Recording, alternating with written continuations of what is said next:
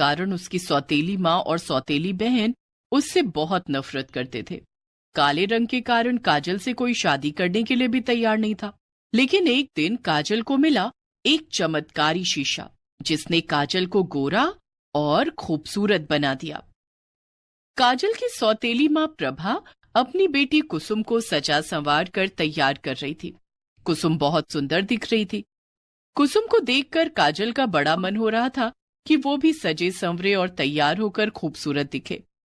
काजल ने अपनी सौतेली माँ से कहा, माँ, मुझे भी मेकअप का सामान दो ना, मुझे भी कुसुम की तरह सजना है। तू सज कर क्या करेगी? तू चाहे जितना भी मेकअप कर ले, लगेगी काली कलूटी ही। अपनी शक्ल देखी है आईने में? तू कितनी काली और बदसूरत है। आज तो मेरी कुसुम को देखने के लिए लड़के वाले आ रहे हैं। बहुत अच्छा रिश्ता आया है कुसुम के लिए। मेरी बेटी है ही इतनी सुंदर। प्रभा ने काजल को बुरी तरह से डांट कर भगा दिया। काजल का काला रंग उसके लिए अभिशाप बन गया था। पैदा होते ही माँ छोड़कर चली गई।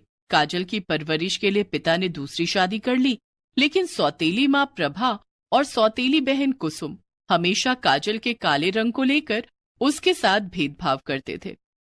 प्रभा और कुसुम दोनों का रंग गोरा था और कुसुम तो देखने में काफी सुंदर भी थी। काजल के काले रंग के कारण उसकी शादी भी नहीं हो रही थी। घर में छोटी बहन कुसुम की शादी की तैयारियां चल रही थीं। उसी दिन कुसुम को देखने लड़के वाले आए थे। खाने पीने की सारी तैयारी काजल ने ही की थी। मेहमानों के सामने काजल ने खाना परोसना शुरू किया तो लड़के की माँ ने पूछा, ये कौन है? ये हमारी नौकरानी है, बेचारी अनाथ है, हमारे साथ ही रहती है। काजल ने अपने लिए नौकरानी शब्द सुना तो उसकी आंखें छलक आईं। वो अपने आंसू पोंछती हुई वहां से चली गई। इसे क्या हुआ? रोने क्यों लगी? दरअसल इसके काले रंग के कारण इसकी शादी नहीं हो रही है। आज कुसुम की शादी तय होते देख शायद इसे अपनी शादी की चिंता सताने लगी। खैर, वो सब छोड़िए, आप लोग खाना खाइए। मेहमानों ने खाना खाना शुरू किया। वाह, खाना तो बहुत स्वादिष्ट है। आपकी नौकरानी ने बनाया है क्या? हाँ, उसी ने बनाया है। भले ही आपकी नौकरानी काली है, लेकिन वो खाना बहुत अच्छा बनाती है। प्रभा से काजल की तारीफ नहीं सुनी जा रही थी। वो मन ही मन काजल पर गुस्सा हो रही थी। मेहमानों के जाने के बाद प्रभा और कुसुम दोनों ने मिलकर काजल की खूब पिटाई की। काजल ने रोते हुए कहा, माँ, अगर मैं खाना अच्छा बनाती हूँ तो इसमें मेरी क्या गलती है? आप कुसुम को भी तो अच्छा खाना बनाना सिखा सकती हैं। क्या मेरी बेटी खाना बनाएगी? मेरी बेटी तेरी तरह काली और बदसूरत नहीं है। वो गोरी और सुंदर है। वो तो महलों में राज करेगी, राज। तू काली है, कोई तुझसे शादी नहीं करेगा। तू तो हमारा एहसान मान कि हमने तुझे घर से नहीं निकाला, नहीं तो सड़कों पर भीख मांगती। उस दिन प्रभा ने काजल को कमरे में बंद कर दिया और खाने को भी नहीं दिया। काजल रात भर अपनी सौतेली माँ से माफी मांगती रही और कमरे से बाहर निकालने के लिए कहती रही, माँ, मुझे भूख लगी है, मुझे बाहर निकालो। रात में काजल के पिता राजेश ने काजल को कमरे में खाना दिया। काजल बेटी, ले खाना खा ले। काजल ने रोते हुए कहा, पिताजी, माँ के साथ अगर मैं भी मर गई होती तो आज ये दिन नहीं देखने पड़ते। काश मुझे मौत आ जाती। ऐसा मत कहे काजल बेटी, देखना एक दिन सब ठीक हो जाएगा। तो खाना खा ले और सो जा। काजल खाना खाकर सो जाती है। राजेश कमरे को फिर से बाहर से बंद कर देता है। दूसरे दिन सुबह प्रभा ने कमरे का ताला खोला तो काजल सो रही थी। प्रभा ने उसे एक थप्पड़ मारकर जगाया और बोली, अरे ओ महारानी, कब तक सोती रहेगी? चल उठ, घर का काम कौन करेगा? काजल उठकर घर का काम करने लगती है। पहले वो सबके लिए खाना बनाती, फिर घर साफ करती, कपड़े धोती। उसके बाद घर का सामान लाना भी काजल की ही जिम्मेदारी था। सारा दिन काम करने के बाद शाम को काजल आईने के सामने खड़े होकर अपने बाल बना रही थी। तभी वहां कुसुम आकर बोली, दीदी आप यहां से हटो, मुझे अपने बाल बनाने हैं। कुसुम, मैं अपने बाल बना लूं, उसके बाद तुम अपने बाल बना लेना। दीदी, आपको बाल बनाने के लिए आईने की क्या जरूरत है? आपका तो चेहरा भी काला है और बाल का रंग भी काला है। अब चलो हटो यहां से। कुसुम ने धक्का मारकर काजल को गिरा दिया और आईने के सामने खड़े होकर बाल बनाने लगी। उसी समय वहां प्रभा आ जाती है। काजल, ये ले पैसे और बाजार से सब्जी ले आ। ठीक है माँ, अभी जाती हूँ। काजल पैसे लेकर बाजार चली जाती है। बाजार में उसने कुछ सब्जियां खरीदी। भैया, ये लौकी कैसे दिए? 20 रुपए किलो। 1 किलो लौकी दे दो। और बैंगन क्या भाव है? बैंगन 30 रुपए किलो। 1 किलो बैंगन भी दे दो। 2 किलो आलू और 2 किलो प्याज भी दे देना। ये लो बहन जी, पूरे 100 रुपए हो गए।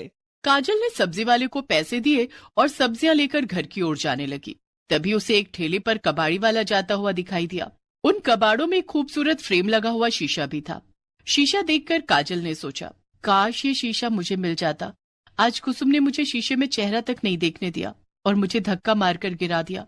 अगर ये शीशा मुझे मिल जाए तो फिर कुसुम के शीशे में चेहरा देखने की जरूरत नहीं पड़ेगी। लेकिन क्या कबाड़ी वाला ये शीशा मुझे देगा? मेरे पास तो इसे देने के लिए पैसे भी नहीं है। पूछकर देखती हूँ। काजल ने कबाड़ी वाले को आवाज लगाई, कबाड़ी वाले भैया जरा रुकना। हाँ बोलो बहन जी। क्या वो शीशा आप मुझे दे सकते हो? हाँ ले लो। अब लेकिन उस शीशे के बदले में आपको देने के लिए मेरे पास पैसे नहीं है। कोई बात नहीं बहन जी, मैं वैसे भी इस शीशे को फेंकने वाला था, आप इसे ले लो। कबाड़ी वाले ने वो शीशा काजल को दे दिया। काजल खुशी खुशी शीशा लेकर घर आ गई और उसे अपने कमरे में लगा दिया। शीशा दीवार पर लगाने के बाद जैसे ही काजल ने उसमें अपना चेहरा देखा, उसने देखा कि उसका काला रंग गोरा हो गया था और वो बहुत खूबसूरत दिख रही थी। काजल को अपनी आंखों पर विश्वास नहीं हो रहा था। क्या ये मैं ही हूँ? तभी शीशे से आवाज आती है, हाँ काजल, ये तुम ही हो। कौन बोल रहा है? मैं बोल रहा हूँ। मैं एक चमत्कारी शीशा हूँ। जो भी काला या बदसूरत इंसान मुझ में अपना चेहरा देखेगा, वो हमेशा के लिए गोरा और खूबसूरत हो जाएगा। लेकिन ये कैसे हो सकता है? कोई शीशा चमत्कारी कैसे हो सकता है? मैं जादूगरनी लीला का शीशा हूँ। जादूगरनी लीला मुझ में ही अपना चेहरा देखा करती थी। मरने से पहले उसने अपना सारा जादू मुझ में डाल दिया था, जिस कारण मैं एक चमत्कारी शीशा बन गया। चमत्कारी शीशे में अपना चेहरा देखकर तुम गोरी और सुंदर बन गई हो। चमत्कारी शीशे की बात सुनकर काजल बहुत खुश हो जाती है। तुम्हारा बहुत बहुत धन्यवाद चमत्कारी शीशे। लेकिन एक बात का ध्यान रखना, अगर किसी ने गलत इरादे से मुझ में अपना चेहरा देखा तो वो हमेशा के लिए काला और बदसूरत हो जाएगा। ठीक है। काजल उस चमत्कारी शीशे को एक कपड़े से ढक देती है और खाना बनाने के लिए रसोई में जाती है। तभी वहां प्रभा आती है। वो काजल का गोरा रंग देखकर दंग रह जाती है। वो काजल को पहचान ही नहीं पाती है। कौन है तू और मेरे घर में क्या कर रही है? माँ मैं काजल हूँ। लेकिन तू तो काली और बदसूरत थी, तू इतनी गोरी और सुंदर कैसे हो गई? काजल मन की बहुत भोली थी। वो प्रभा को चमत्कारी शीशे वाली बात बता देती है। अच्छा तो ये बात है।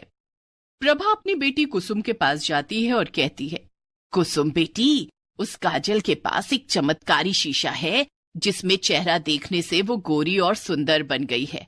अगले महीने तेरी शादी है। मुझे तो डर है कि कहीं लड़के वाले तेरी जगह उससे शादी ना कर ले। वैसे भी उन्हें काजल के हाथ का बना खाना बहुत पसंद आया था। तुम चिंता मत करो माँ, शादी वाले दिन हम काजल को कमरे में बंद कर देंगे। ठीक है। अगले महीने कुसुम की शादी थी। शादी से पहले, कुसुम तू भी उस चमत्कारी शीशे में अपना चेहरा देख ले। लेकिन माँ मैं तो पहले से ही गोरी और सुंदर हूँ। चमत्कारी शीशे में चेहरा देखने से शायद तू और सुंदर बन जाए। ठीक है। कुसुम काजल के कमरे में जाती है और उस चमत्कारी शीशे पर से कपड़ा हटाती है। लेकिन जैसे ही वो शीशे में अपना चेहरा देखती है, कुसुम का चेहरा काला पड़ जाता है और वो बहुत बदसूरत दिखने लग जाती है। ये देखकर कुसुम जोर जोर से रोने लगती है। उसके रोने की आवाज सुनकर प्रभा और काजल वहां आते हैं। प्रभा ने कुसुम का काला कलूटा चेहरा देखकर कहा, ये कैसे हो गया मेरी बच्ची? तुम दोनों ने काजल के साथ बहुत गलत किया और आगे भी उसके साथ गलत करने वाले थे। तुम्हारी बेटी कुसुम ने गलत इरादे से मुझ में अपना चेहरा देखा है, इसलिए मैंने उसे काला और बदसूरत बना दिया। हमें माफ कर दो, मेरी बेटी को पहले जैसा गोरा और सुंदर बना दो। अब कुछ नहीं हो सकता। मेरा जादू बस एक बार ही चलता है। तुम्हारी बेटी अब हमेशा काली और बदसूरत ही रहेगी। प्रभा और कुसुम को उनके कर्मों की सजा मिल गई थी। इधर लड़के वालों ने कुसुम की जगह काजल को पसंद कर लिया और काजल की शादी हो जाती है।